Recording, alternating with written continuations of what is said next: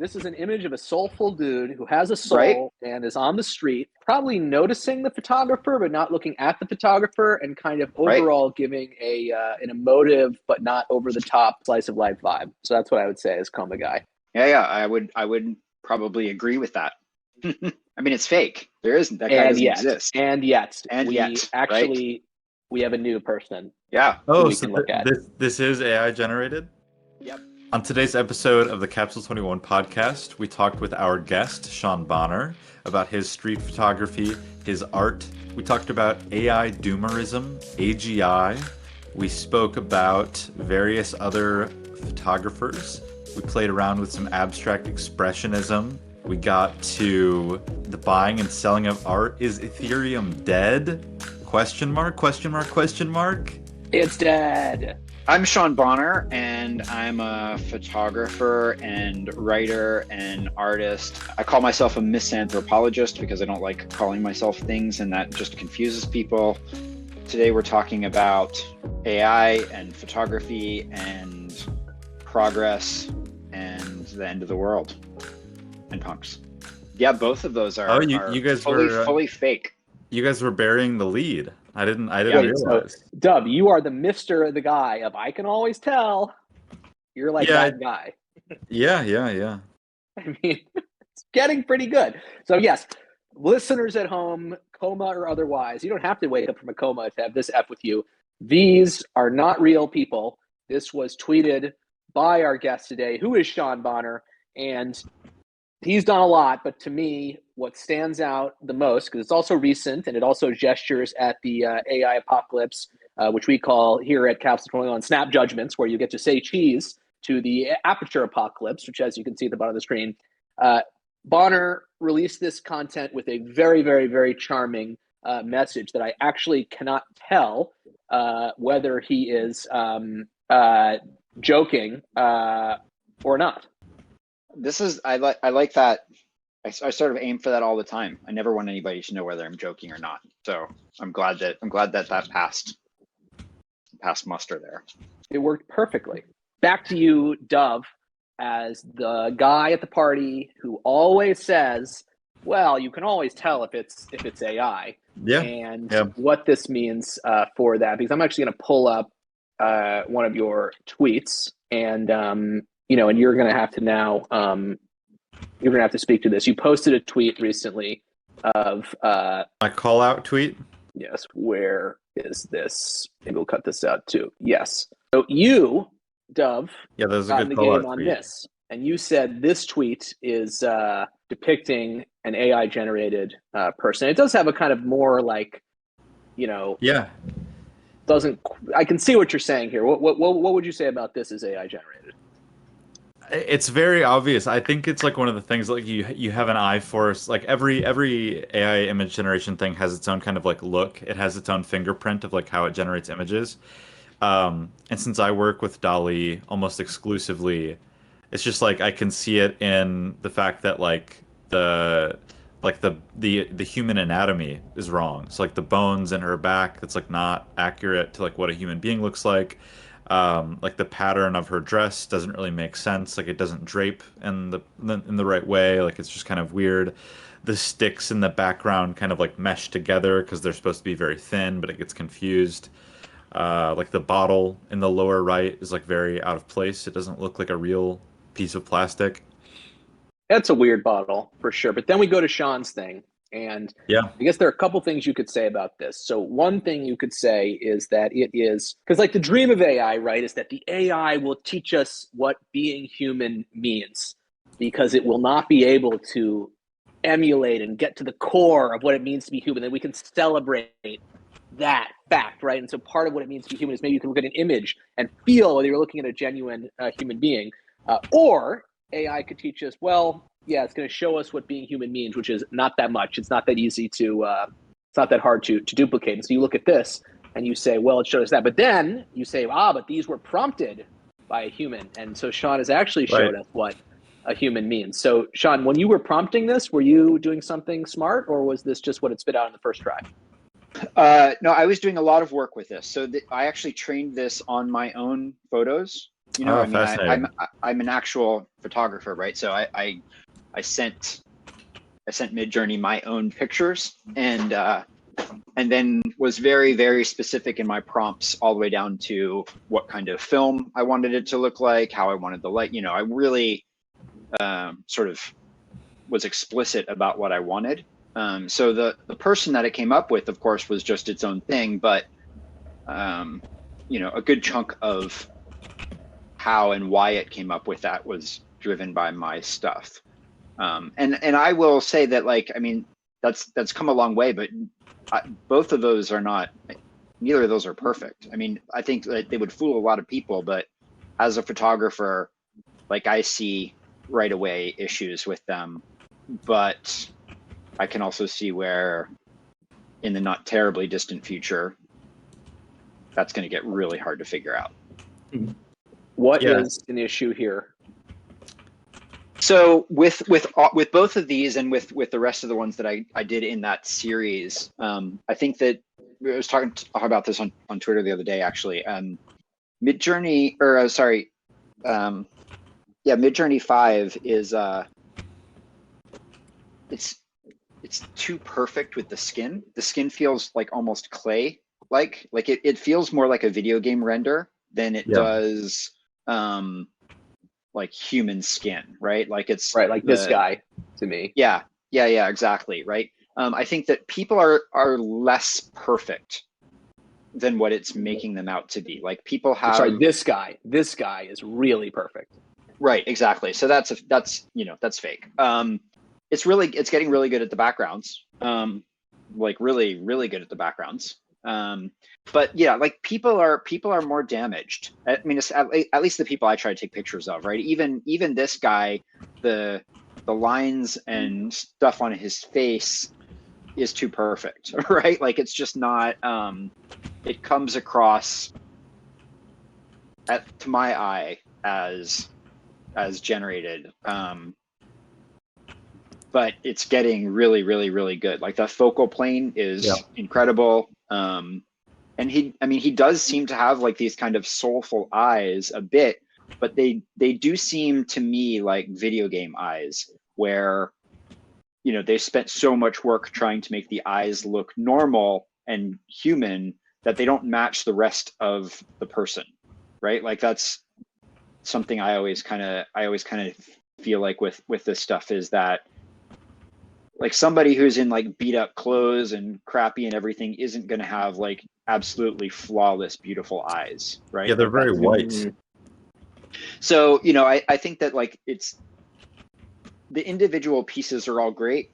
The complete package is a little bit of a giveaway. But I think, like, the last version was bad. This version is too good. The next version will just dial it back a little bit more, and, you know, learn how to sort of give more imperfect results, which will be more real. Yeah. When I look at these, like, I could believe that they were real photographs, but what it makes me think of is, like, photographers who go in and, like, Photoshop the hell out of whatever they're working on, and, like, Right. airbrush all of the skin perfectly, and, like, fix the eyes so there's no, like, redness in the eyes, there's no yellow in the eyes. Yeah. So I could believe that it was, like, a real photo, just one that was heavily manipulated. But yeah, it Yeah. certainly Way does. overshopped. Yeah. Right. But it certainly, like, yeah, it doesn't have the no matter how many, like, film prompts you type in, it never gets that film realism quality. Mm-hmm. And so I'll throw something again here, which is that, I don't know if you know about this new describe feature on Midjourney. So basically, I can feed in, and I did it with this image, right? I fed in this image and said, describe it. Oh, yes. I do know that. Yeah. And what did it do for you? I got a prompt that generated this. Look at that. So, and the prompt is pretty simple, which is actually kind of unnerving. The prompt is a man is staring and looking away from the camera in the style of street photography.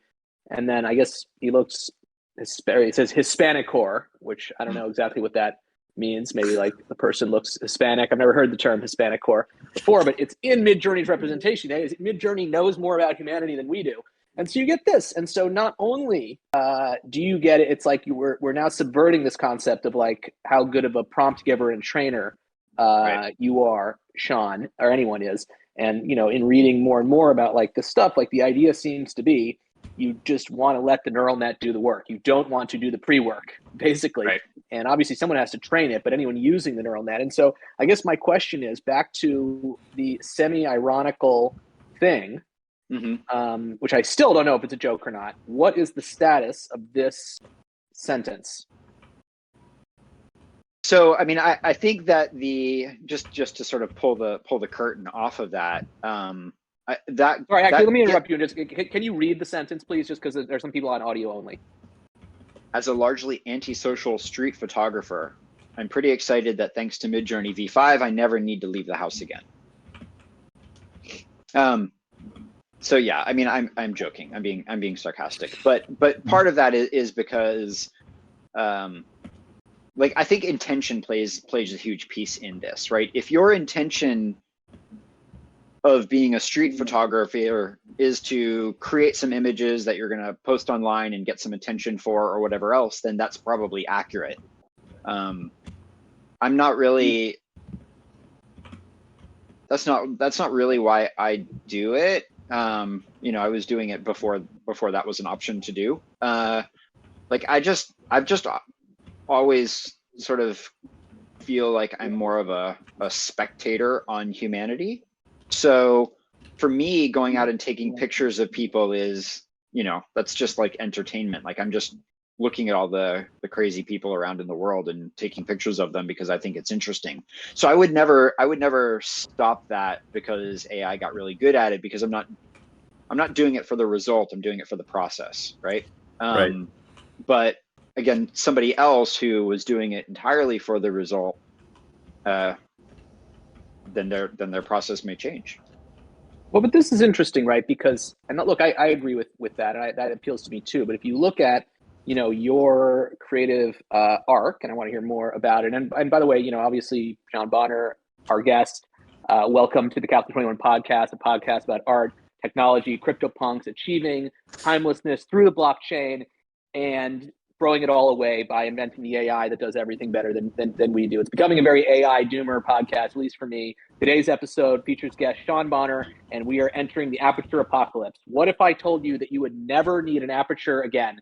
Well, you'd think that's really good news, but the actual answer is because you'll never take a photograph again. So it's kind of like an ironic genie situation where you don't have to do anything again because you're not allowed, because you are in a zoo, and the only thing you are good at is hugging people, and that's your job all day because the AI can do everything else. So our very talented and amazing and friend of the pod and friend of Capital 21, and one of the first people in Web3 who I actually connected with, Sean Bonner is here, a talented photographer and undoing photography. And let me go to another photograph of Bonner's, which is not street photography. I guess it is, but it's not a person. I don't know if you call it street photography. It is. So here's an image. That's a self-portrait.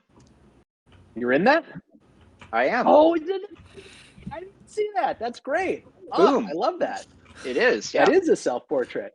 Yeah. Very in a grand tradition. Piv, what are some, weird self-portraits in the traditional art world that this could be like analogized to? I came across a nice one from Keith Haring. That's like, Okay.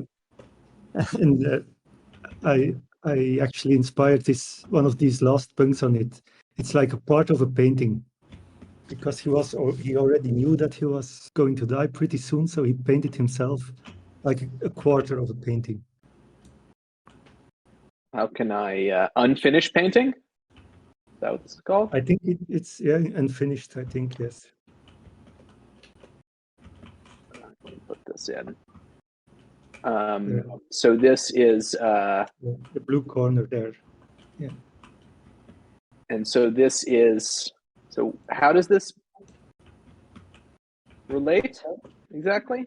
I think it's very cool. You're saying it relates to this, or it's kind of like a self. Well, so in a way.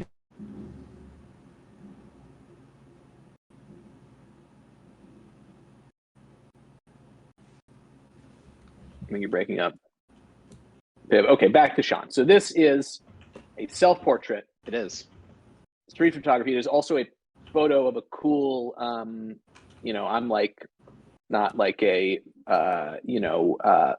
this just looked cool, I think, to someone from a cultural standpoint who is in America. It's like this. What is this? What am I looking at right now?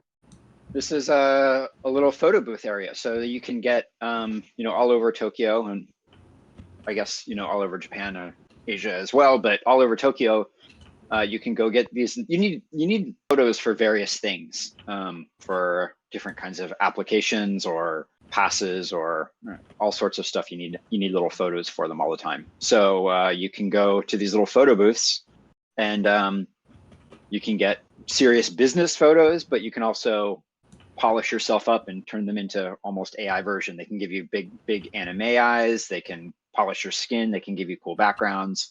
They can be fun photos as well, in addition to being business passport style photos. But you can pop in any place around. So I also found this to be interesting, which is why I initially wanted to take the picture. And there's a guy over there in the other booth there taking a picture. But there in the center one, it's wide open, and I'm in the mirror on it. I thought there's a lot of interesting things happening going on there, and you can kind of watch it for a while and see different things that you didn't notice in the other, your first glimpse of it. Yeah, so I think this is a cool shot. I put this tweet on here. But if you look at this through the previous lens, right, and this is from a little bit ago. This is from Pre-Midjourney 5, aka a month ago. And you write this text, you're sort of putting your stuff out there. Are you saying that you, if it was AI generated and looked exactly the same, presumably you would not tweet it, but still here, because of the process thing, but still here, you are basically asking someone to engage with it on a visual level. Photography is famously super visual oriented. You don't get to see the process. So right. What's the deal with this type of tweet in a year or whatever? Is this going to be, why leave the house? Well, I mean, again, with this is standpoint. Look, I've gotten very comfortable with the fact that there's 7 or 8 people that give a shit about my work. So, if I put something up like this and, a couple people dig it, then that's cool. And I don't think that AI is necessarily going to change that, because I imagine that at least some portion of the people who enjoy my work enjoy the fact that it is my work, not that the image on its own, is just a thing, right? They want to see the world through my eyes in that way, or they sort of appreciate the world that I've captured in that way. So I think that regardless of how good any AIs get at replicating that, it's still going to be different, right? There's you may have talked about this already, but Nick Cave wrote a really good response to someone asking him the other day about using ChatGPT to write a song in the style of Nick Cave, and his so this is his editorial on it, right? But I think he wrote in his newsletter, he wrote a more heartfelt initial response. I think this was his polished after the fact one, but I think that what he was getting at is that a computer coming up with something that sounds great is not the same as a person suffering through pain and then coming up with that, right? And for him, the art and the attraction to the art is that relation to what the person went through to get to the point that they could create it. So a computer skipping that, even if the result is the same, is not as interesting to him. So and I think that makes sense. And I think that I think we're seeing a lot of the same on a different scale, but a lot of the same criticisms or concerns, with the release of Photoshop and, all of these things, right? Yeah. They're tools, and how will people use them? They're not going to replace, the human, but they'll streamline some things and they'll make some things different.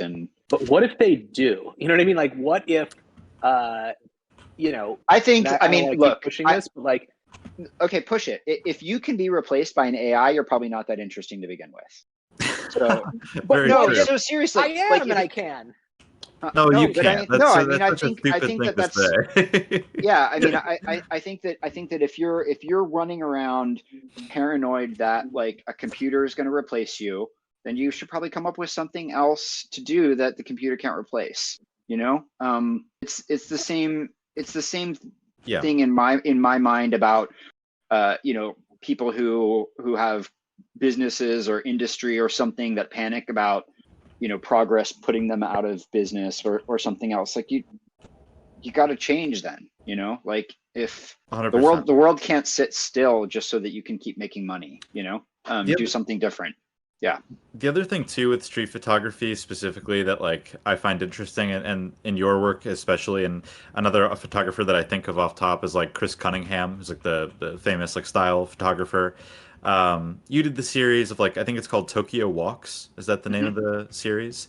Yep. You know, and it's interesting, Middlemarch, that you said that, you know, photography is mainly like a visual thing, because I feel like, you know, it is visual to a point, but also what I get out of Tokyo Walks is it's like it's almost like it's a documentary. Like it's not in the style of a documentary, but like the purpose of that photography is in some part, like in my view of it anyways, like documentative. Like it's like if you're someone who's interested in style, AI is not going to be able to tell me, you know, what kind of shoes were people wearing in Tokyo during, you know, the mid aughts or like the mid Yeah. 2010s. Like an AI doesn't know that. Sorry, let me. Who should I Google to bring this up? Chris Cunningham, Tokyo Walks. Oh, no, No, Sean, it's mine. It's yeah, on, yeah, yeah, just go to yeah. open sea or Oh, whatever. But Yeah. Chris Cunningham was a fashion photographer who did street photography for the New York Times for like 50 years. He's like very, you know, he's great. I really love Chris Cunningham. Um, but you know, it's both this kind of thing where it's like capturing a moment. It's like capturing a style so that people in the future can look at it and go like, "Oh, that's how we were." AI can never say like, you know, everything that an AI creates will never have that lens of like realism to view it through, and it's not going to be like as able to like document things as accurately. So I think like that's a, you know, if we're just like trying to like make it a scoreboard, like that's a big dub for humanity, is I that think, yeah, AI can only ever be like philosophically, like this is not like a tech thing, which like philosophically AI can only ever be reactive to what humans generate and create and do. So like humans create culture. Sure, an AI might create something that inspires something that humans end up doing, and then the AI can like capture that back. But it's still like the humans who will have to like choose to wear that thing that the AI designed or like follow the trend that the AI made. And the AI will never like know what human beings are doing in the real world. It requires, you know, human input to get an understanding, to like have it needs to see through our eyeballs. yeah. I mean, no. I think with Tokyo Walks is a very focused example of that, of course. Yeah. But I think you know, all street photography is that even unintentionally, right? I mean, it's people Right. watching at its core, but I'm unintentionally documenting like what people were doing, you know, a decade ago or whatever that they're made about. Like, right, like if you think of, I think a really great example of that is Robert Frank's The Americans series, right? Because he's just like, I'm going to go across the U.S. You know, this is early 1900s, and just take pictures of these people out in the world, and you know, now it's you know, heralded as this incredible body of work documenting this, you know, this time that would have never been documented otherwise, right? Right. But so I think that that's all something that you'll never get with AI, right? It's that is that other piece, right? Damn, no barriers between the urinals. So you know that's the old school way. Plus, you Very, need your very, very your shoe close. shine. Yes, it's they always do the barriers. Now, yeah, this is dope. By the way, as a someone who doesn't know anything about anything, it's always good to learn some super obvious things for, you know, It's a great critics book. and so forth. You But should pick it up. It's a really, really fantastic book. you heard it here first, or you already knew about it. Check this out. But yeah, look, I mean, to me, you know, I think any sort of philosophical question about, you know, what creativity is or following the trend has to grapple with the way on planet Earth we view the world, which is outside in. You know, we look at a photograph, we think about what we think about. You know, we don't speak, we talk to someone, we read their words. You know, we don't have access to their emotional states. We don't have access to the property, to the process behind the photo. And when you are in that standpoint, you are just very, very vulnerable to the idea that it might just turn out that you don't need all that junk or whatever, all that human junk, as the AI will later say to us. What if you can just emulate it? So if you look at the Nick Cave article, fundamentally, right, it is this, it has this sort of philosophical bent to it here, which, it's not like he's the first person to say this. And this appeals to me too. What am I going to say? But songs arise out of suffering. You have to have a complex internal struggle in life. Algorithms don't suffer, right? So this is just a very concrete and interesting theory about creativity, but it is something that's fundamentally evaluated in the context of what the output is, because we don't actually know what Cave's thing is, right? So if the thing produces good enough lyrics, then it did it, and that's it. So, and likewise, you can argue backwards for people, like, what are people's abilities to trend set versus just regurgitating, things. I think there's a very strong argument that a computer cannot hug my kid better than I can do that. I believe that. I think you got to hook up your printer to the AI too, and the goggles to say it does. But like in terms of I think there's maybe something real there. But like still, it's just like, what happens when we can do this? And then you zoom back and you say, well, if Bonner a year ago or even 3 months ago, you had shown me that Midjourney 5 Twitter thread, I would have said you are on drugs if you think an AI can actually do that. Even when you showed it to me and I had access to the algorithm, I was shocked. Did it shock you? Were you shocked by your own? Did it shock you when you were doing it? Yeah, I mean, I wouldn't have tweeted it if I didn't think it was interesting, right? I mean, I was definitely like, wow, because I've been playing with it for a few generations, right? So I've gotten a lot of less impressive results that are just ignored, right? So that was really the first batch of things that I got back that I was like, oh, wow, this is definitely going to impact some things. And I think there's artists out there that, and maybe I'm in that same bucket, of people who are doing, uninteresting things that the AI will replace. But, I was fascinated by it. What was that, Pip? Maybe we should have a look at the crows here, because that was also feeded with your pictures, but it's very different. Yes, it's maybe two generations earlier. Yeah. Okay. Well, so I mean, with the crows, so I mean, I was doing something different with this as well, right? With the people, I was saying, I want you to come up with, a person.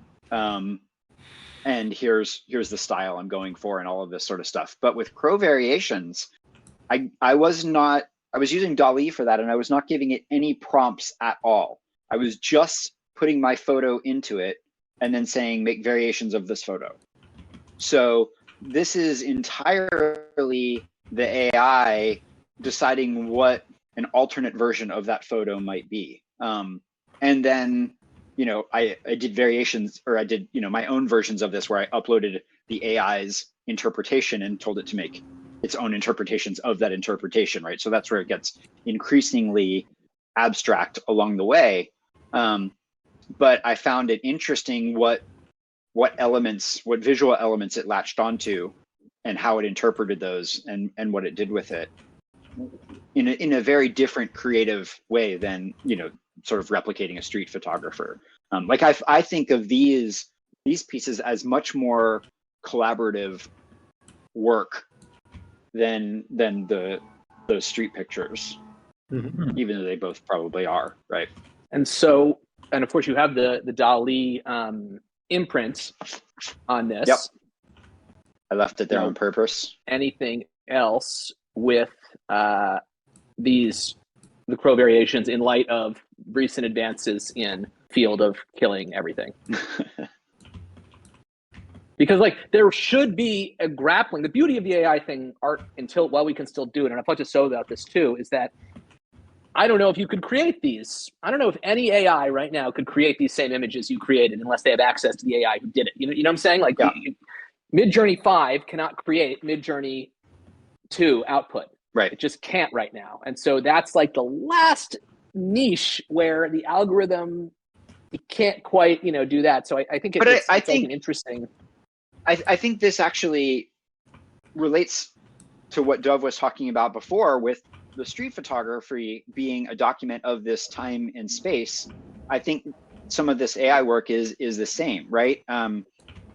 10 years from now, when it's absolutely impossible to tell the difference between any of the AI outputs on things, looking back at these early AI results where you can tell is going to be interesting, right? In ways that it's not today. Yeah, I think in general, all art is like that, right? Like every piece of art that is ever made is like a timestamp on humanity. Whether it's like AI generated art or not, like it's still, art is always reflective of a time and a place. So, Yeah, but come on planet Earth, you can't date things by the month in terms of the artistic techniques. Like with the AI thing, it's going so fast. It's so much faster than ever. I think this is just doomerism. You know what I mean? Like I don't think that there's like anything interesting to like oh AI is so fast. You know what I mean? Like I think it's just like being afraid, which I mean is fine. It's like okay, I understand why people are afraid of it, but I don't think there's any real substance to the fear. It reminds me, do you know the story I have no mouth yet I must scream? Have you heard of this? No, No. or maybe, but no. I have no mouth and I must scream. You should look it up. It's this story that was written like a very long time ago, to me, very long time ago, maybe Way back in like the late 90s. yeah, it probably literally is the like I'm pretty sure it was before I was born. But anyway, it's this like mini short horror story about how a computer takes over all of Earth, and then the computer, this artificial intelligence, like chooses human subjects that it wishes to torment with their own pasts, like these twisted, demented versions of like the things that happened to them in their life, and so then it's like going to reflect humanity like back onto them and like torture them, and oh, it's very scary. Like there's a computer, like it's doing crazy things. And whenever I see people being like doomerist about AI, like I just go, like the same fear that you have, like they had 20 years ago, like when the internet was made, and like when fax machines were new, and so I think it's not like founded in anything. Yeah, but again, the historical argument cuts the other way. The historical argument is no matter how advanced technology is, we never thought we would get to this level this quickly. So Sure, but you that's can't look true at of history. that's true of everything ever in terms of technological advancement. Like Yeah, well, that's it's just what is faster. that? That's Murphy's law, right? The technology is always, or maybe not. It's not Murphy's law. What's the Moore's law. yeah But Moore's law that everything just improves exponentially all the time. I think I don't know. I get annoyed by people being afraid of AI because it's like, what are you like? What are you just afraid of change? You're afraid of progress? Like I find it a little bit frustrating. But I yeah, think part of it is that it's not an actionable fear, right? Like this stuff is Right, happening right. no matter what. So you can sit around and, wring your hands about it, Yes. or you can, pay attention to it and learn about it. But, you're not going to change the course of it by like, writing an angry editorial. Right, yeah. And especially right now, like there's so many editorials being written about AGI, and it's like, okay, like do we really need like another New York Times journalist like doing an op-ed about how they're very scared of computers? Like and Sam Altman as well is largely responsible for this because he keeps saying like in media and like press. Sam Altman, by the way, founder of OpenAI. Um, he keeps going and talking about this thing called AGI, which I forget what the acronym actually stands for. But it's basically this idea that like AI is going to end humanity, right? It's like this kind of like sci-fi concept about how AI will like spark war and like will destroy humanity and yada yada yada.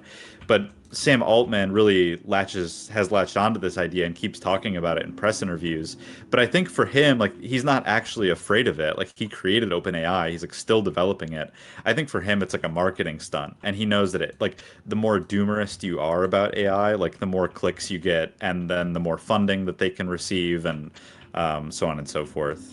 I mean, look, I'm Gen X, right? I grew up in the 80s. We thought we were going to die any minute, from nuclear war and all this stuff. So Yeah. we've all long outlived what I grew up expecting anyway. So if it's finally AI that comes around and like, kicks it all off, we got a pretty good run. Yeah, hopefully it makes it swift.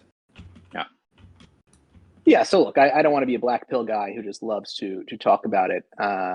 because it's fun to, consider and turn over the worst possible idea. I'm just confronted by it. I mean, look, in my day-to-day life, and you did this, Dub, and I'm curious if you've done this as well, Sean, which is like in my day-to-day life, if I'm just like trying to program something, like I can see it, right? Like I can see how the programmers are done, at least as they thought they were. And maybe there are programmers who are like, well, I'm still, relevant because I know how to use the AI really well for now, or whatever. And, this goes to also just general prompt generation stuff. Like the people who are great at prompts will be around, but the level of utility that you get, you just have to ask yourself, you, Sean, how many hours did you spend becoming a good photographer? A lifetime, right? But there are photographers that I know who absolutely love the darkroom experience, right? They want to go in, they want to get out the chemicals, they want to like do baths, chemical baths, and they love the smell and they love the light, and that's their favorite piece of it. Like I don't give a shit about any of that. Like I have no interest in a darkroom beyond casual novelty of it at all, right? So if there's a tool that does all of that for me, or I outsource, I send my film out to be developed by somebody else, that's great. Makes no difference. There's other people that are horrified at the concept of sending their film out to be developed by somebody else, right? And even if you want to think of web stuff, I don't know if you remember Dreamweaver, right? But like there was a point where if I wanted to take a visual image that I had created of what a web page might be, I had to hand write all of the HTML out, put it all together. This is even, beginning of tables era or something, right? And then Adobe came out with Dreamweaver, where you could just upload your picture into the application and it would spit out, here's the code. And it was flawed, but it was, people were like, oh my gosh, this just replaced 30 hours of work that I would have to do. It's going to put everybody out of jobs. It doesn't put anybody out of job. People just go do something else, right? They start writing JavaScript instead or something, right? Like it's just, there's always going to be a tool that reduces the labor that you have to do for something. For that argument, I always think like, when the calculator was invented and became like widely used, a lot of people who their full job was just like doing accounting work, like their jobs went away. Like people whose job it was like just to add things up and like write it down and keep it on paper and things, like they lost their job. But like when the camera was invented, artists did not lose their job. You know what I mean? So there definitely are like some careers that will be, quote unquote lost, but really they just change into different things. Like exactly, that's evolution and progress and everything, right? I mean, there's 100%. Not a lot of carriage drivers around, like exactly, just not how it works in society anymore, right? And that's not like, we ruined this whole industry of people who drive carriages. It will be very interesting if programming is no longer a viable career, because for the last ever since I was in high school, so I started high school like 10 years ago or something like that. Everything that every single teacher ever told me was that you should fly crow is awesome. Look at that. Oh yeah, I painted it myself. It's funny. I wasn't even intending to do this. I just was trying to paste the original into Midjourney, and you can't do that with V5. You have to add at least one word. And so I thought, what's a simple word that I could add that will change nothing? I put fly, and that is so cool. Fly. This guy in the bottom. Yeah. Oh, I love it. Sick. That's so freaky. This one is from Soar, which I thought, was neutral, but maybe it's more boring. And this was variation. And now I will try abstract expressionist. But those are like almost eagle-y. Yeah, it's too. Yeah, this is really where eagles soar, right? You don't think of crows soaring, whereas you do think like eagles are what soar when you. This is endlessly entertaining. You give me one. What should I put? You're the artist. I'm gonna put crow. Oh, good call. So it's gonna do a singing crow now. It's gonna do a singing code. But yeah, no, I see your point, Of everyone used to say, learn to code, And that advice, and I spent 10 million hours on it. I wouldn't be surprised if like coding was no longer like a viable career very soon, like, or just like not a very common one. That would not surprise me in the slightest. Which is great for me because I hate coding and I've tried to learn many times and I'm very bad at it. Yeah, But that's I was a just able to dictate to an AI how I wanted something to look in p5.js, and I made a pretty cool little work of art doing that. So that was kind of a no-code coding experience. what about this, Bonner? Whoa, Does that this is, work for you? I love it. I love it. That is so cool. I mean, this is so dope. Like, imagine if you did your original thing and I just hit you up on Twitter afterwards. Hey, dude, like, I admire you. I took your art and I made this. I fucking love it. Aperture only 5. I You'd would, say, oh my God, like, you I would are retweet it. Yeah. Yeah, I it, would my it looks homie sick. right now. It does Yeah. look sick. It's very cool. No, I And really love that. And all I had to do, like, that's like where we're trending. You know, it's just like the simpler the prompt, just let the AI do the work. You know, I didn't actually say, okay, here we go. By the way, here's your thing. It looks like there's Crow. like ink dripping off of the crow. Yeah. Well, there is ink dripping off. I feel like in the original, or at least in some of these variations, it kind of has that, you know, vibe. But I'll do one more. I'll do What did you do for that color splash one? that was abstract expressionist. What was I gonna do for I'm gonna do low poly. I think that might capture some of the magic of the Dolly one. I mean, Dolly's not really like polygon thing, but low poly is a meme. But yeah, jumping to this real quick, right? Obviously, we're kind of skimming through this because we know it well. But for the viewers at home, this is a rather old collection in the grand scheme of AI. Super old, almost a year. Was this your first AI exploration? Yep. And what drove you to look at this photo and say, "Hey, I'm, something about this"? Like, what kind of how did you? I mean, this is is arguably one of my most famous photos. So, I just when the thing that I had been watching other people do AI stuff for a while, like I said in that description, and it was when I first realized or learned how to seed it with one of my own images, because up until that point, I had been curious what other people were doing, but I hadn't really felt the pull to do anything myself. It was just like, oh, I'm enjoying watching other people messing around with this. But as soon as with DALL-E, at this point, you could upload a photo that it would then use as its seed, that got really interesting for me. And so that's when that's what drove me. And I was like, well, I'm gonna use my most recognizable photo at that time. And the other photo that I might have used at that time is the train photo with with my wife and my son and that guy on the Paris train, which is another famous photo. But DALL-E had a rule at that point where you couldn't upload photos with faces.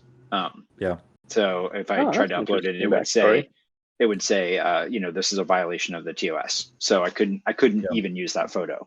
Well, they changed that rule. So actually, let me ask you a question about this photo. Sure. Looking at it from a photographer standpoint, because I take a couple pictures myself. So the bird is in focus, but everything else is blurry. So looking at this, it's like, how did you do this, right? Because if you used a super fast shutter speed, then everything would be sharp. So I guess you panned the camera with the bird. Yeah. So I shoot with a rangefinder, and not an SLR. And sorry, pause there. Just for people, what is the difference between those things? So an SLR is a single lens reflex. There's like a mirror that you're looking through, and it sort of reflects back down, and then you're looking out through the lens. And when you take a picture, this mirror moves, and then you're taking a picture through it.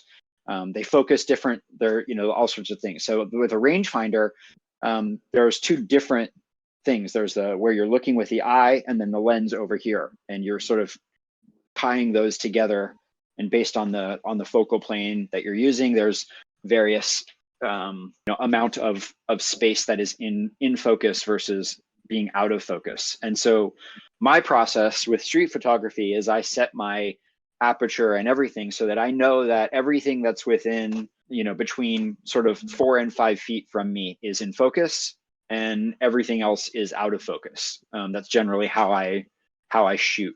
Some situations I may do that different. I may look for more in focus, but I'm typically thinking that my subject is going to be sort of in the 3 to 5 feet from my face range when I'm walking around. So I don't ever think about focusing while I'm walking.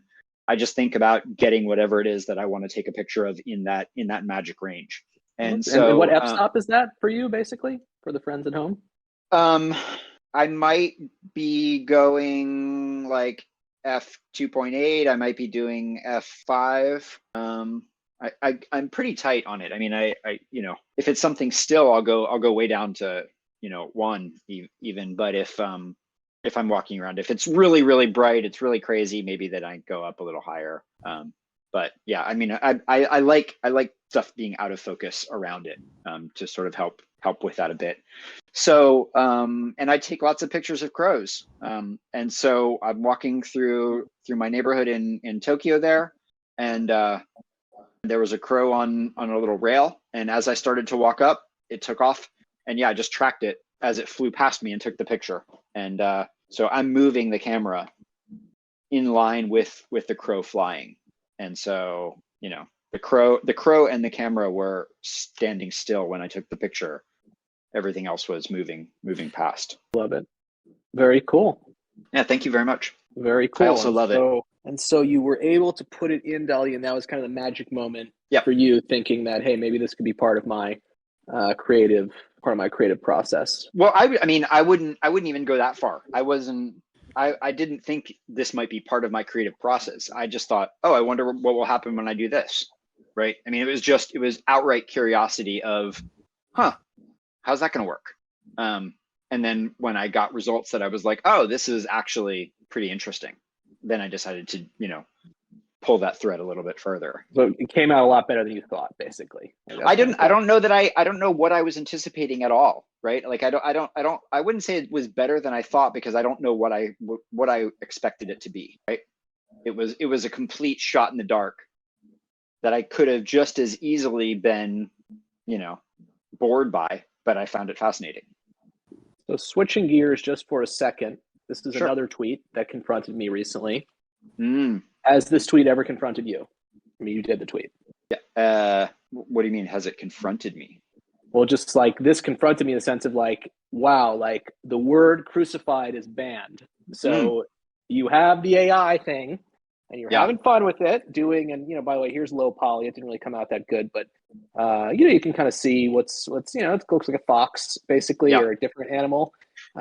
Cool looking. Again, if someone drew this and gave it to me, I'd be like, dope, you're my friend or whatever. So worth keeping that in mind. But we're in the AI world, and you can do abstract expressionist, and you can create something awesome, basically, from 2 words. But at the same time, you are going to, you know, we're going to live, you know, this is kind of a scary thing to say a word is banned. So, I mean, I think I'm not scared by a word being banned, because this is not the end all be all of anything. This is one piece of software. So, you know, that I can't do one thing in one piece of software doesn't really matter. There's dozens of other ones, right? Like this was me just dicking around. I wasn't really like heart set on I absolutely need to have a crucified Santa Claus. I was just like, oh, I wonder what that would look like, right?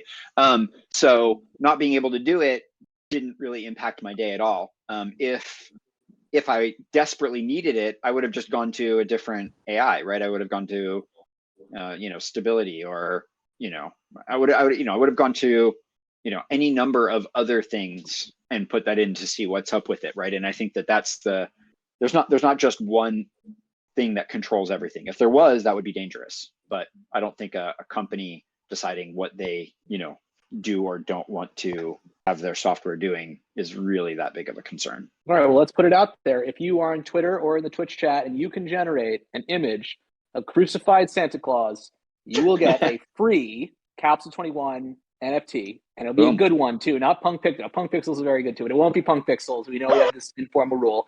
Can you do it? And if you can't do it, then you're in trouble, John, because they lock down everything. Photoshop, you try to create it in Photoshop. Photoshop says, no crucified. But I mean, could you do like an older version, right? I mean, like there was a point where, you know, as a graphic designer, which is, you know, my previous life, I used to design record covers for bands in a lot of ways.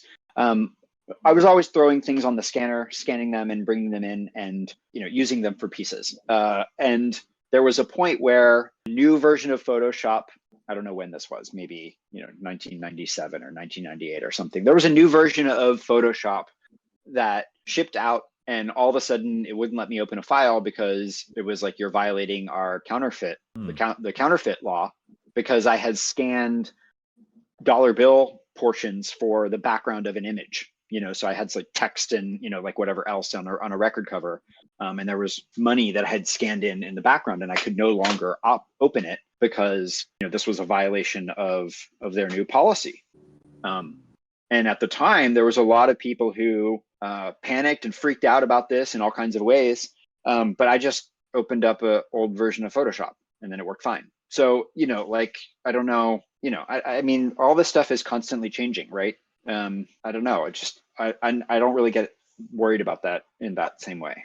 You also did one of the last arrested Trumps before it was banned, right? Oh yeah, that's some great stuff right there. Let's go to that. I did, but you know what? I did another one yesterday and it worked fine. So I think that maybe they rolled that back. Okay. Yeah. I mean, I think the arrested Trump stuff is. Well, where is it? There's some in my feed. I did some. The one that was the top image was him. Yeah. So there's that one, and then there's another one where I had him sitting in jail, and then I had a bunch of other ones around that. Yeah, the jail one's dope. Yeah, the jail one. Cool. The jail one I thought was what? Who is Trump kissing? Oh, I just had him like what did I say? I just had him. Oh, Rob had him. If you look on that thread, Rob had Trump making out with demons, and I said, like I would just sort of answering that I wanted Trump making out with one of his supporters or something. So that's what. Great. I do not want to look at this. That's really cool. I thought was funny. I like those. Those are really neat. Oh yeah. This is this is horrifying. Oh my God, if this doesn't teach you. And like Rob's thread is worth digging into, over the coming days, because he actually started animating those, and so he's got Trump like fondling these demons and stuff. It's really funny. That's a note for me, dog. This though I think is actually quite nice, because this is I'm sure a kinder, gentler. Kit, it's the most awkward kit. If you saw a couple kissing like that in public, like the way their lips, they look awkward. But that's why. And yes, I said I wanted it in front of a church. Like I mean I was fucking with it. Of course. Yeah. Because that's how Trump would kiss a supporter. Right. Yeah. No. Exactly. It's totally believable. Like the way he drank that water, it's indeed how he would. Yeah. Exactly right. Yeah. I just think that's a beautiful shot. You should mint this, dude. Like, this is like one of your nicest things, I think. You think so? It really looks realistic. Maybe I will. Like, I just think I think Trump just looks AI generated in real life. Yeah, that's exactly. But yeah, looking at like the demon thing, and even this stuff, which I think this is dope. Like, this still looks like it looks like even if it were footage, like very art directed, very whatever. And this looks like kind of like an awkward, weird moment. So that's cool. What I loved, which the thing that stands out to me is not necessarily the thing that stands out to everybody else. But if you go back to the jail shot, the thing that I was immediately struck by with that was I told AI that I wanted Trump surrounded by hardened criminals. Like literally, and I said that in the tweet, but like my prompt was I want to see Trump in jail surrounded by hardened criminals. And it gave me a picture of him surrounded by a bunch of cops, which I was like, that is brilliant. Like, that is so good. Even the AI knows that cops are criminals. Yeah. The AI really said ACAB. Yeah, exactly. Right. So I was like, that is fucking great. And so at that point, I think that like actually the prompt is as important in the art as the result there. Mm-hmm. I mean, he's got his weird little fucked up hand, which is, the hands are all bad and everything, which I kind of love. And that's going to be one of those artifacts that I miss as the AI gets better. I'm going to want to go back and use the old versions to get those kind of messed up. Yeah, things. I want the bad chirality. I want a Midjourney didn't know how to do chiral anything. That's good. Yeah, I like what that. What is chirality? I mean, I think chirality is when two things are like mirrored, but like they don't like go on top of each other. So like I think we're going to be nostalgic for this stuff in the same way that we play with pixel art and stuff now, right? It's going to be 100% intentionally not great. Will we be nostalgic for this? free counterfeiting advice from the $1,000 podcast. Look at that. It's great. This is hyper realistic $100 bill. Nice. I like the $10 bill there. The $0 bill too is very nice. Let me just try one. I'm going to say, imagine $100 bill. The $3 bill. You got to do a $3 bill. Yeah. Oh yeah, I guess it could be the. I'll do $1 million bill. I'll do trillion. Well, $3 bill is the classic like phrase. Like if someone's like really fucked up, you'd say like you're like weirder than a $3 bill. $1 trillion. I'm more of the yeah. Okay, I see what you're saying. Like have it come up with the. I like that. Like this feels like you're being judged by Ben Franklin there though. With those other ones, he's like scoffing at your attempt. Why didn't you try harder? Whatever. His lips at you. Yeah. Yeah, that's hyper realistic. I'm doing abstract expressionist, but okay. The guy on the bottom left there with the little goatee though, little soul patch. He's a good guy. So switching gears just for a moment or whatever. Another thread you put out there and stuff, and I knew about this, which is cool. So we have well, there's a sentiment expressed in this thread, which I want to get to, but then there's also this project, which is real quick, sorry, here is $1 trillion bill abstract expressionist. Hope as hell. I don't think that passes quite as well. I don't know that anybody's going to accept that as currency. You can see that in a museum. Okay, so talk to me a little bit about this project. Okay, so Shepard Fairey is a longtime friend and collaborator of mine. We've worked on things together since the mid '90s when we were pen pals, and so when I started doing Web3 stuff, he was one of the first people I talked to, and I helped him sort of take his steps into this world as well. But one thing we realized in the collection that we did together, which is called Degenerate Regenerate, which looks like it's all of these individual pieces, is that a number of the pieces look really good together. So not this, but the other collection, Degenerate Regenerate, is so like this is the new collection is these three together, and the old collection would be these three separate. They put them together. Yeah, exactly. So what I recognized right away was that people were getting pieces that looked nice together, and then also that they were looking for ways to display those, because posting, here's my wallet link, you don't necessarily get to say what order pieces are going to be in next to each other. You're getting all this UI thrown in from whatever wallet app at the minute. People are starting to play with virtual galleries and all of these things to try to put these pieces together in an interesting way. And I was also sort of fascinated with wrappers at that time, and so we started bouncing on the idea of what if we create a wrapper where people can upload several of their pieces together, arrange them however they want, and then spit out a brand new NFT that's a single piece that contains all of their individual ones, in the way that they would have hung them up on their wall or something. And so that's what we did. And I mean, Tom, I talked to you about this when we were thinking about it, before we got around to it, how might this work and everything. Yeah, so it was a fun, cool thing that we did, I think. And I was just somebody mentioned it yesterday, and I was like reminded of it, because I kind of out of sight, out of mind. I also not necessarily thinking of everything I've ever touched. And so yesterday I sort of, was just observing that, we did this kind of a cool thing, and it didn't really get a lot of attention. I mean, part of, short attention spans, and it's hard to, you're fighting the algorithm to get people to know about stuff.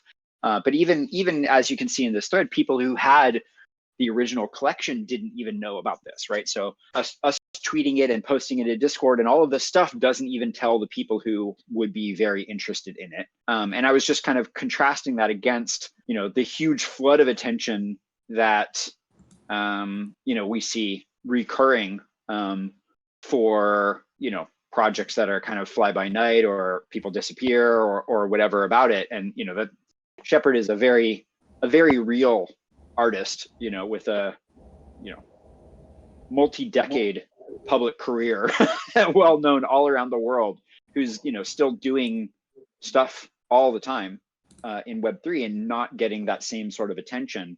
And I just thought that was kind of interesting, how in the same breath people will complain about anonymous teams and these like pump and dump things, but then tomorrow they're just looking for the next one, as opposed to, you know, looking around and going, oh, here's the actual artists who are actually doing real stuff that, you know, I'm going to pay attention to, right? People are not honest with themselves about what they're looking for at all. Right. Yeah. Yeah, they're complaining about pump and dumps because they're on the wrong side of the dump. They would be loving pump and dumps when they're on the other end. Yeah, and you would complain a lot about pump and dumps if that's all that you looked at all day. So, but yeah, for sure. But let me ask this question, and this, you know, I've been in the space for a little bit now. I'm no Shepard Fairey. I've been in the space a little bit. What you start to ask yourself, I believe, and I don't know if you're getting at this with this, but like in life, there's this trend where everyone complains about everything, and everyone says like the real, you know, real music never gets the attention. The real blank never gets the attention. The real thing, it's always the trash, always the trash, always the trash. Like mumble rappers don't even rap, you know, this kind of thing. Like, okay, grandpa, you know, take a photo of it with your potato phone. You know, TikTok's ruining the country. Anyway, you can say these things, and that might be this. Or sometimes there are kind of structural, weird, you know, things happening. To use the music industry example, you could probably say that structurally speaking, when you had to fit into, you know, when it was just this monolithic thing where no independent artist could ever achieve any, you know, fame or notoriety or attention without going through a major record label, maybe that was bad, structurally speaking. And my question is ETH, structurally speaking, is there a problem where all you see is garbage 24/7, or is it just like I'm being a grandpa when I say that, and that's part of life? Is ETH effed? I don't think ETH is effed. I think that social media is and has been effed for some time, and our dependency on social media as the primary way that we learn about things is problematic. I don't think that's an ETH problem. I think that's a social media algorithm problem. And I think that it's resolved by unfollowing, you know, 99% of the people that we follow and only following the 3 things we care about. Then we don't have to worry about the algorithm anymore. But that's also kind of boring in a lot of ways, which is, you know, you end up following more things and you get at all these other stuff. So there's still a lot of push and pull happening in that end. And, you know, complaining about social media algorithms is something that I've been, you know, really, really good at for 20 years now. So hopefully that won't end anytime soon, because I've got a lot of material saved up. Yeah, but I think that's true. I think like social media is kind of dying in a weird way. I think social media has been dying for 20 years. I don't think it's gonna like die. Right now, like there's shifts. nothing people use. Like, you know what I mean? Like what social media are people using now? Like everyone just uses everything kind of a little bit, unless you're trying to make it a career. I think for me it's interesting. Like, yeah, but that's always how it's been. Yeah, you know, I mean, so. It's always been everybody's using everything. Maybe so. Yeah. But let me just pause. Yes, the social media thing. But let me just ask this question: like, are there other things at play, and can we ask ourselves questions about them, and then conclude one or the other? So, like, ETH isn't just some random thing; it's super specific and niche. Like, try explaining it to some random person. It's like, how does this thing even work? And in particular, I would draw your attention to the fact that this is essentially a wrapper, or it just literally is a wrapper. It says a custom wrapper here. It is a wrapper. Custom wrappers are things where you have to go and you have to do something with your NFT. And so it's not just that the pump and dump is the social media thing. It's also that a pump and dump, you don't have to wrap anything. You just buy the thing and then sell it and dump it. You pump it and then you dump it. With this thing and with other things that we have done in the past as Caps 21, you have to buy it, pump it, wrap it, pump it again, and then unwrap it and then dump it, which is more steps. And I would draw your attention to this tweet I saw today. This tweet says, "I'm sorry, but ETH is absolute trash compared to Solana. $27 to delist a single NFT. You must be joking. You need to be a bajillionaire just to transact. Honestly, don't see how Ethereum has a future." End of rant. Well, let's pick this ramp up again and describe it to your thing. It's like, how much does it cost to wrap the Shepard Fairey stuff? Like, it ain't free. And then it's like, okay, is this going to make me money? And that's people's question. So my thesis, and this is not a new thesis, people have said this. But I'm gonna cut you off there. I'm gonna cut you off there because I don't care. And I think I've been very blatant about this, you know, for better or for worse, that I don't care about that second piece of your hypothesis there, that how am I going to make money with that? I don't care. Like, that's not why I make art. That's not why I help other people make art. That's not why I'm doing any of this stuff. Like, I'm not Sorry. No, buying. I'm not You saying know, how can as an artist. I'm saying that a user is going to right, look at wrapping it and say, if I'm going to pay $20 to wrap it, then right. I want to return. I want to get the $20 back somehow in the It back of their doesn't head. matter. I think Yeah, that's like I the don't thing care. with, Like, that's their own problem to figure out, because yeah. you're buying something to enjoy it. I made this thing for that purpose, right? And so if your enjoyment of it depends on you selling it for a profit, you can get fucked, as far as I'm concerned. You know, Yeah, like, 100%. that's not what I'm doing it for. Yeah, that's a big reason for me that I haven't been doing anything with like PFPs lately at all. And then I really like making punk derivative works. I think that it's like artistically interesting to like flip this iconic thing on its head and like try to make a new artistic statement out of it. But like with cyberfunks and yunks and stuff that like we've made with Capsules 21, that's all people ever care about is like what's, are we pumping? Like how's the floor doing? It's like I just wanted you to buy it because you really liked it. Mm-hmm. And then when I made Yunks, I had a lot of hype and like engagement on Twitter when I was like making those. And then I put out this statement before Mint. It was like an hour or two before Mint, where I was like, "This isn't going to pump. Like, buy this if you really enjoy it and like you want to support me as an artist. I'm not going to work on after I mint this. Like, I'm not going to work on it. There's like nothing happening. Like, it's making it and then I'm selling it and that's it." And I think because of me making that statement, it didn't, do as well as it would have, like based on the engagement that it was getting beforehand. Which is like has pros and cons. Like of course, like I wish I made more money on it. But yeah, it's like funny how that changes people's minds I about mean, things. I come at this from, the art world, right? I mean, Yeah, I used to own an art gallery. I've, managed and worked with, a number of artists over the years. Like, and that's how I think about all of this stuff. The concept of yeah, a collector going up to an artist and complaining that they're, what are they doing for this painting that they made last year is ridiculous. yep, Like, you make the art, you sell it, you're done with it, you move on to the next thing. And you add value to the old stuff by continuing to do new stuff, not by yeah, sitting around working on that. And that's how I yeah. try to approach my stuff. And it's interesting to see how people respond to that. But I'm fairly unapologetic in my Yeah. position, that That's asking, good. yeah. Yeah, Yeah, but look, I've had I the want same to thing. press on this a little bit Someone because asked me like, how do we get cyberfunks to pump? I bought a ton of these, and I was like, Yeah. retweet my art.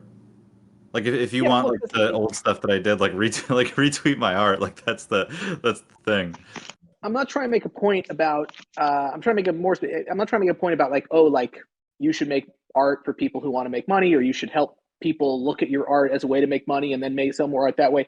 I'm making just a narrower point or a bigger point in some ways, more narrow than others. Is like if you are trying to do something cool that is a wrapper, for example, like that is a cool thing. Then on Ethereum, cool things are harder because they cost gas, and the gas cost puts people in a financial mindset. Because if you were a gallerist and you said, hey, don't buy my art, and it's a bad example because it doesn't have an analog in the real world, but like if there is this cost of admission, which is Yeah. to say every transaction you do, and the cooler ones cost more. I mean, how much USD does it cost to wrap one of these things? But how much USD does it cost for me to frame something to hang it on my wall in my living room? I mean, it's the same thing. So I have a print over here that I Yep. paid $1,000 for. I can, stick it up on my wall with push pins for free and, damage it and ruin it. Or I can take it down to the framer and spend $50 on a shitty frame or $400 on a really nice frame, and that's going to be how I enjoy it. Or what do I want to, what for this long term? So like, I don't, I don't have that same hang up. I think that with Web3 and NFTs and all of this stuff, it's so early that there is still a huge chunk of people who want to trade shitcoins that happen to have JPEGs attached to them. And they're just traders. And at some point down the line, they will shift out of, this overlap with art and just go, trade shitcoins again. And that's fine. And the art people will have their own thing. Right now, we're all lumped in the same bucket but I don't think that that's the future. Well, coming back to Babylon, though, which, look, I agree with you. We spent a lot of time and put a lot of energy into releasing something, that has this problem to it, or one problem. Maybe there are other problems. Maybe Babylon is going to be not have this problem because the real ones, or the cream's going to rise to the top. But like whether it's wrapping a Shepherd Ferry or going through the Babylon dungeon, the feeling is that, and Dub has said this, that here's the dungeon. Let's go through the dungeon. Actually, we're going to do a demo for everyone at home who wants to know what it actually really feels like. So I'm going to say, okay, let's go through the dungeon. Okay, the gas cost here is estimated $10. Oh, the gas is kind of high right now. Okay, so I'm going to get okay. And then we're going to see the other thing. And so the idea is that this is going to be like 10 or 15, probably 15 more, $15, $16 total. And you're going to get to win a prize and you're playing a game. And likewise, in your case, with the wrapper, you're playing a game, you're winning a prize, you're actually doing something pretty creative. You're assembling this montage. If that were free to do, that would be way better than if it cost money to do. And I just believe the fact that it all costs money makes it better to do simpler things and less interesting things. And that's why I think ETH has a real problem with this. Don't you think that you should be able to have a cool thing on ETH without charging all this money? Like, you don't get a physical frame for it. You get nothing really. You get you're playing with it's in a virtual world. So why is it so expensive? I would argue that ETH may not be the best place for games, or games need to be thought of differently as to where those transaction costs are coming in if you're going to do it on ETH. So I think that talking about what happens here on Babylon. Maybe that should have been Polygon, or maybe no. I'm just saying, I think you could make all those arguments in a different way when it comes to gaming specifically. I think that with the art wrapper, part of what we were trying to do was create ETH NFTs that people could put into their virtual galleries. I mean, that was literally the motivation for it, right? I wanted to be able to stick it into my crypto voxels gallery or whatever. And at the time that we were doing it, if you wanted that to work, it had to be ETH. Like, you couldn't do it on some other chain because it wouldn't be indexed by that or whatever. So it wasn't even something for us to consider at that time. But I would also say that that's why, like with RoboPunks just now, when we did the 3D versions that I just released, I didn't even make those as NFTs. I initially was going to, but then I was like, there's going to be a cost involved with it. And then also it creates this like unideal situation where maybe one person owns the NFT, but then somebody else owns the 3D files for it. And I just, I didn't think that ETH was the way to do that. So then I just said, forget it. I'm just going to put all of these things up on IPFS. And then you can just go grab whichever ones you want at any point. So I think that, there's no one answer that's great for everything. I think it's, we have to evaluate what's the end result that we're hoping to get out of this. And then what's the best way to make that work. All right, let's talk about punks. Let's talk about punks. The thing everyone has on their mind. 2 hours in, people are like, finally, you guys are stopping talking about all this bullshit to talk about the thing that we actually care about. There's like a meme of like, men only think about one thing, and it's discussed. It's like Capsule 21 viewers only think about one thing, and it is disgusting. So here is a famous tweet of yours, sort of, that's germane to our interest here today. Do you know what this is? This was like this is punks that don't actually exist, and this is like every incarnation of Alien Possible or something, right? This was a tweet that I did that kind of was part of the Babylon lore memes. Not lore in that sense, but like lore in the backstory. And this is actually a pretty interesting fact that I put, which is the aliens are more common in the original set than in the universe of all possible punks. Isn't that sort of interesting? If you pick a random punk, well, anyway, and I said, what are your favorite aliens? And you said, these are the aliens. I don't know if these two are exactly the same, but either way, hidden trait. Sorry, Sean, that's disallowed. No hoodie with earring in this new world. I didn't know how to exclude it then, but I know now. But the zero trait has already been taken in Babylon. So you're familiar basically with how the Babylon thing works, because it really is, up your alley, I think. Have you minted a book? I have, yeah. I did it with you on a previous Capsule 21 podcast. Of course, yes. I blocked that out because the gas was so high. The gas was very high, but I was also it was also a fun experience because the one I was trying to mint had been previously minted by somebody else, and it was you. Yeah, no, that's the great minds kind of scenario. I think it was this one by me. Yeah, it could have been. Yes, Probably. this is a good punk. So anyway, you can mint your punk. So really, what we are now, and don't get your hopes up. It's not going to be alien centric. Maybe it is, but probably not. What we now want to put to you is, in addition to minting the thing in Babylon and demolishing Babylon and my emotions with your devastating criticisms of the game, you are going to get to put your mark on it in another way by setting the theme of the library. Have we mentioned this to you before? The theme? No, so you haven't. Basically, if you go here, okay, you can see the current theme, and this theme was set by our very own Pro Rock. Shout out to Pro Rock, recent podcast person and great bro guy. This is a theme that you can see on the left here.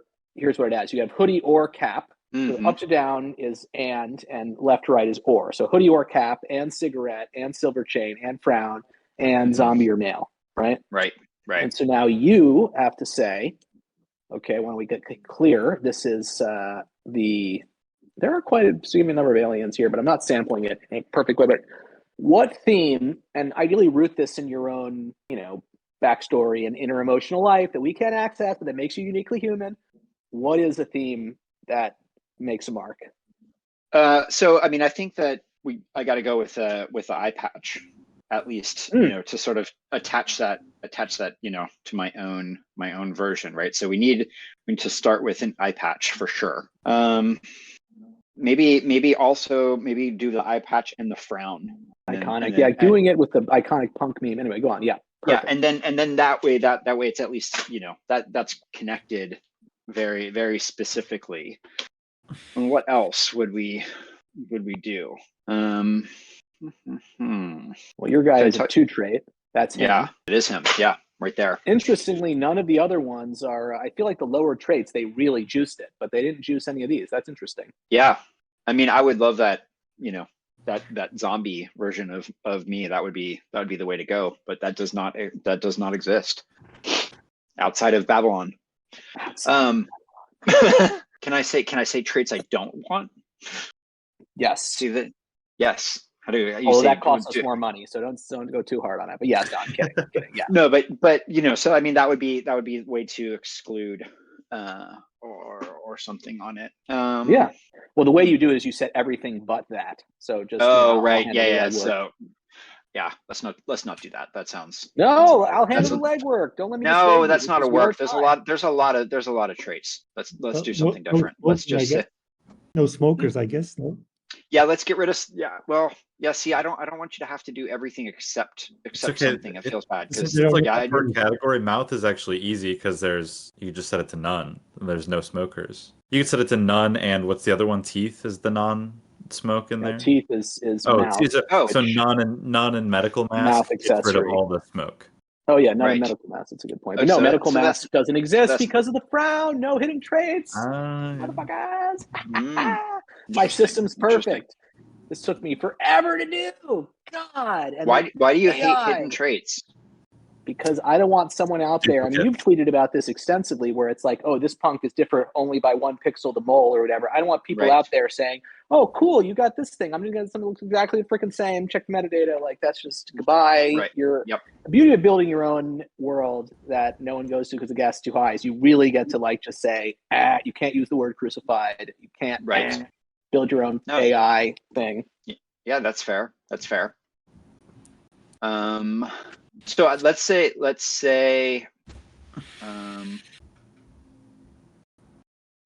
get rid of mustache. So by, I guess, approving other variations of beards, right? This is a facial hair that we would do, because I think that frown and mustache does not work well together. That is not a good combination. Yeah, it looks very strange. Yeah.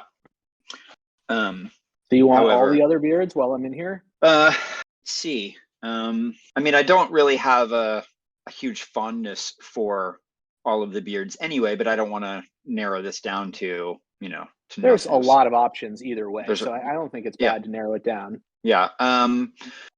Let's get rid of chin strap and get rid of mutton chops, because those are, I knew it. The ugliest ones by far. The ugliest ones by far. Yeah. What are we trying to get to here? We're just trying to get to like a set that can be your theme for people to run with. Yeah. Yeah, and also something that would look dope on a did I just blow that? Something that would look dope on a poster too.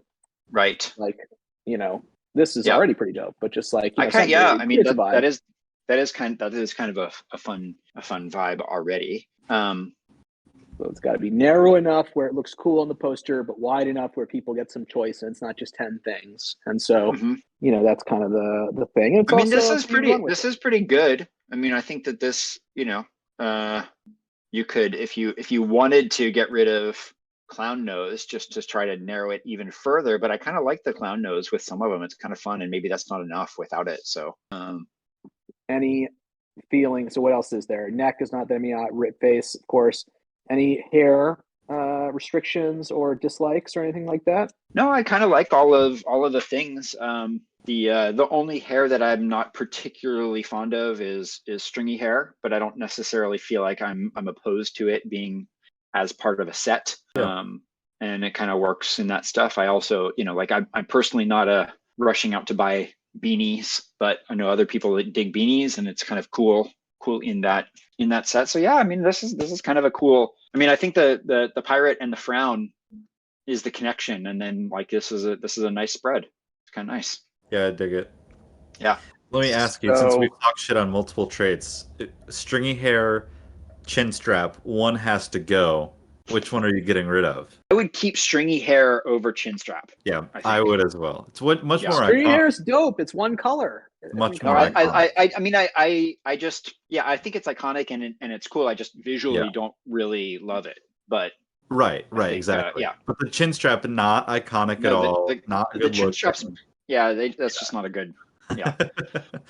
So one issue with this is, the way these themes work typically for, those who are super duper in the game, right, is that the rarity comes from how few traits there are, because that's like the way it happens. And so as soon as we release this theme, this is going to look mighty good right here. And so, we will, and anyone watching this right now, sorry, but we're going to coordinate with Sean illegally behind the scenes, and we're going to whisper to him so that the second he can, he's going to get the zombie. So if you're trying to get the zombie, you better get an inside track. No, we're not going to actually do that with Sean, but just these are the grails. And I would like the zombie. So we'll see if I can pull it off. But yeah. Yeah, zombie's sick. And then here's the 3 traits. There are some pretty good ones in here. As well. I think the this is interesting, by the way, because we don't even have to say no apes, no aliens. It's just automatic because of the frown. Which is interesting. Yeah, it's the best. It's really the best to not have to say that. Okay, here are the 3 traits. I had it wrong before. So these are also pretty dope, by the way. There are some pretty good options in here. Obviously, that's actually a great. Yeah. This is this is even pretty good. A human with the frown and the is and this the thing, so? Is this 3 or less, or 3 exclusive? 3, only 3. Right. And I think, and it's populating slowly because it's it's not so easy actually to get all this stuff done. But yeah, so this is that's cool though. Yeah, and it's sweet, and we've done a pretty good job, I think, of these themes because we've had amazing people choose them, and this is no exception. So okay, cool. So let me just take a screenshot of this and put it in our chat just in case. And yeah, sick. We will see. So this is great. So then I think we're, you're here now, you're seeing inside the whale. Now we need to do the famous recaps of the episode. And this is 2 things. I warned you about this, Sean. First, Dove is going to give the Dove recap. And then we'd like you to give some kind of, as it's called, a drop to basically say, like, not literally this, but like, I'm Sean Bonner. What's up? This is the Cats Running the Pot.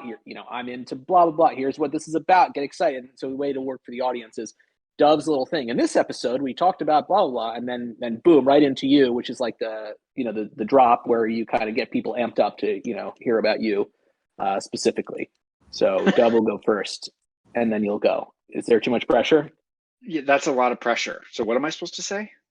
It just Well, first of all, don't worry about it too much because I'll edit it in post. Like I'm an amazing editor now. So if you pause or say like it's gone. Okay, now grab bag. Piv, what are your thoughts? Are we missing anything here? Do we have it all with the frown and everything? Well, we didn't talk about your pixel art.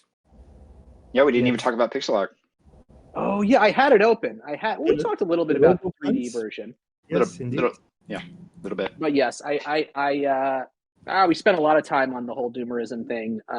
Should have said coast. Okay, so whatever. We had a good time. It's topical, but yeah, I mean, I really think Robo Punks, for those out there, should be an inspiration to everyone because it was a, just a very well. Tell me about Robo Punks because I really appreciate kind of the overall arc of this, and it was great that it was a commercial success too. Well, that's not why you're doing it, but for me, I was like, good job. So anyway, Robo Punks. Yeah, so being a punks fan and being into derivatives and being into robots and all of these things, I at some point found myself looking for cool robot derivative punks, and I couldn't find anything. I come from sort of the world of if you're involved with something, you should contribute something to it to help make it a little bit better. And so I thought I would go ahead and try to create the robot CryptoPunk derivative that I wanted to exist that didn't. And so I spent a while trying to come up with traits that I thought were robot-y, but also respectful of the punk thing. I didn't want it to just be like a straight knockoff. I wanted it to add something to that universe in a way. And I wanted it to feel at home. I wanted people to be able to stick a RoboPunk into a collection of CryptoPunks and it wouldn't feel out of place. I wanted it to feel like it had those same sort of So you got the wide mouth. You basically took the genealogy. alien mouth and doubled it. Sorry to interrupt you. I'm just looking at this. Well, I was looking at a robot trait, right? And I mean, if you look at robots in pop culture, there are some robots where the mouth is all the way across, right? And so that's what I was trying to, make pop culture robot references in the same way that I was making CryptoPunk references. And I tried to tie in well-known robot traits from out in the world somehow and bring them in. And that's somebody else's robot, right? But it was AI generated and it was fun. And see, those are AI there, right? Like I fed my my RoboPunks into AI and said, give me some versions back on them, and this is what DALL-E Wow, that's came back pretty with. good. Yeah, pretty funny, like right? kept the pixel grid, and I mean not totally, but like pretty good. That's sort of the sad. I mean, some of them are better than others, but they're all pretty amusing. Yeah, it's dope. Yeah.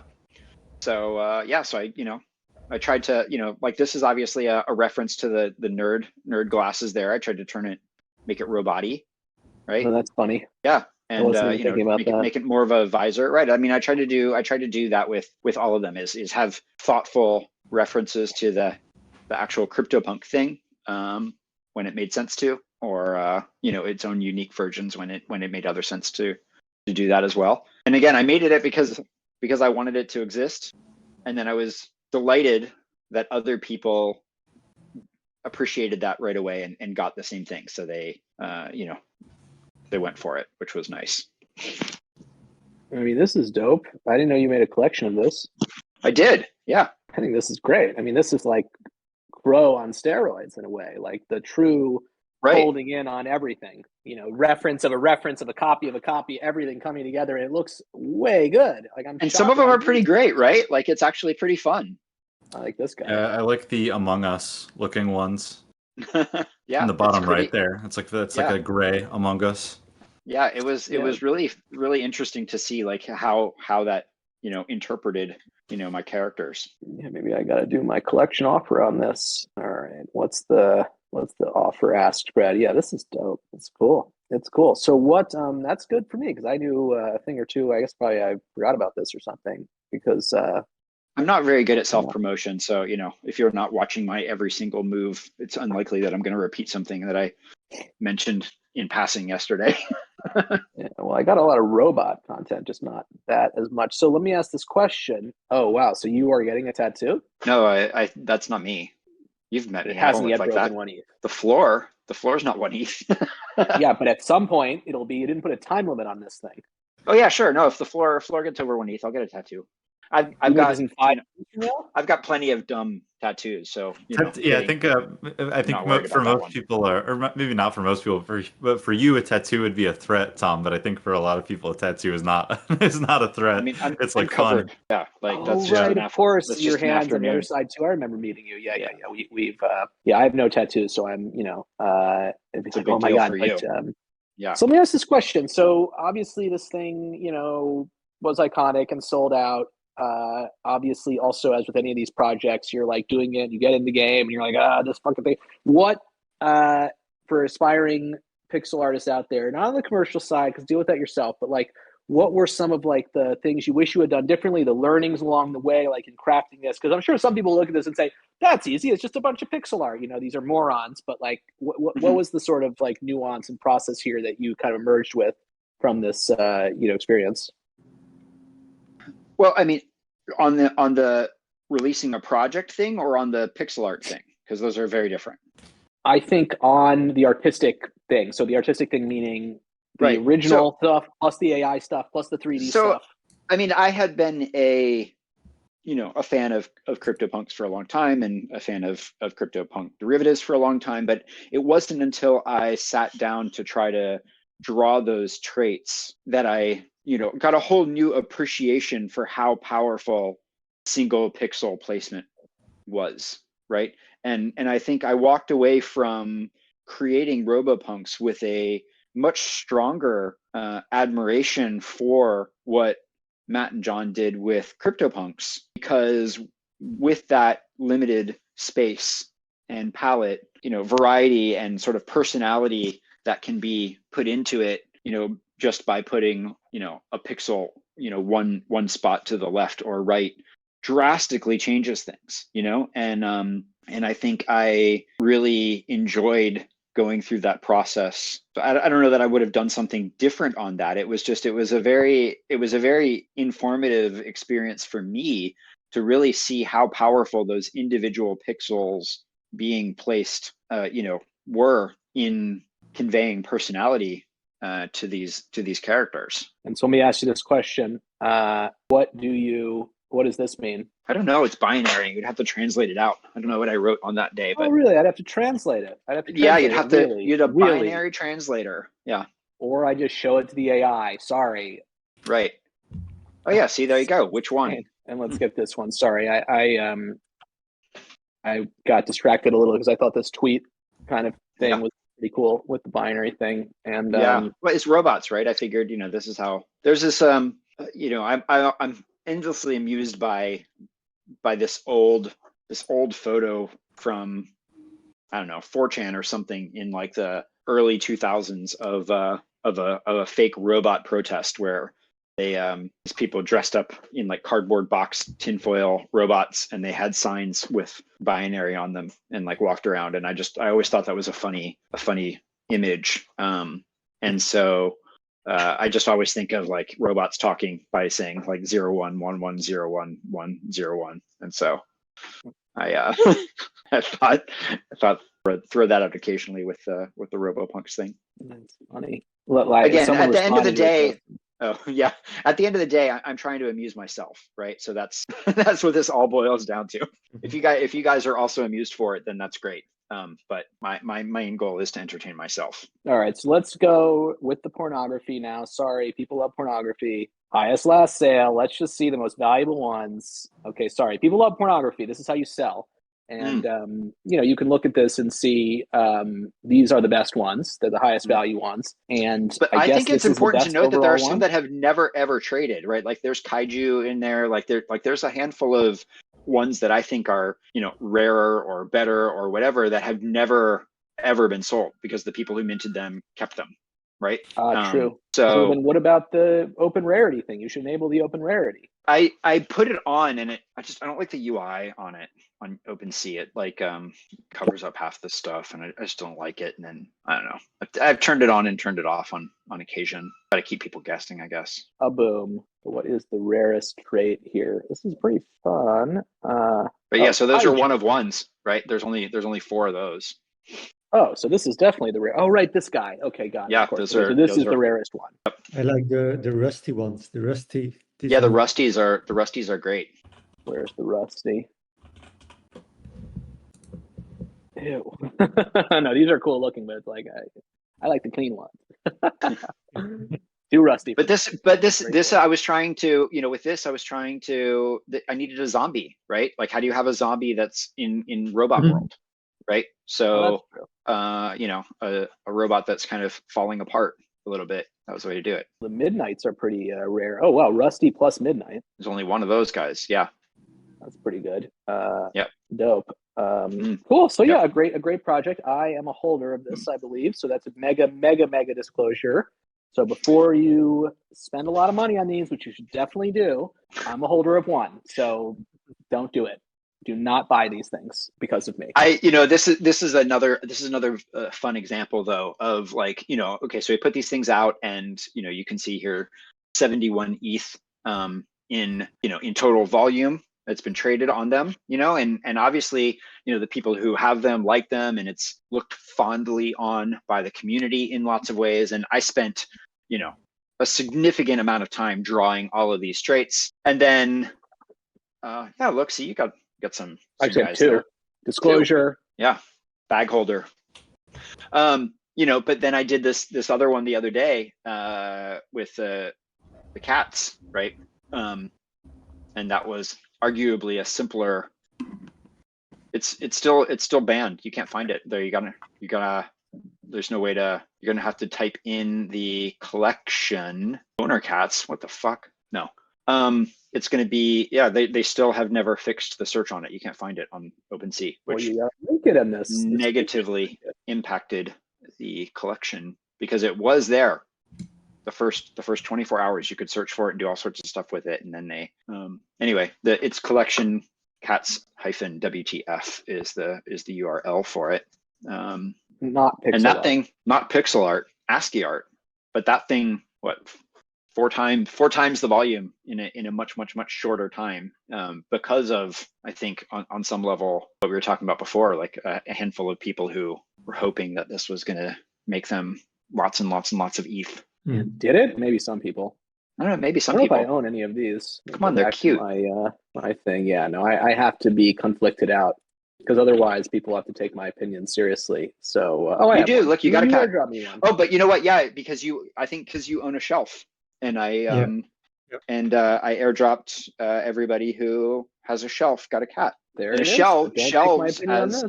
Shelves, as we can mention, is a project that I did with my family. And my son did the pixel art for that. I actually have a dope one of these. Oh, you got a really good one. That's right. You got just the teddy bear on the shelf. That's a fantastic one.